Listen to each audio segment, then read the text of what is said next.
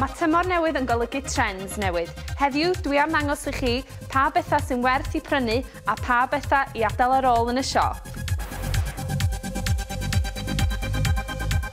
Mae'r ffrog yma werth i prynu fedrwch chi wisgo hi dymor ar ôl tymor, tro ar ôl tro. Ffrog yma ar y llaw arall, hyd yn oed bod hi'n ffitio fewn i'r trend Americanaidd, unwaith ydych chi wedi gwisgo hi, fedrwch chi'n gwneud eto achos mae pawb yn mynd i gofio hi, felly dim werth i prynu.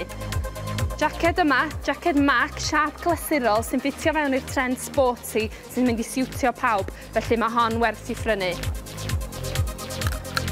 Ffrog smoc yma, hyd yn oed bod ni mewn ffasiwn rwan, mewn 4 mis fydd i ddim mewn ffasiwn, felly peidiwch â gwastraffu arian.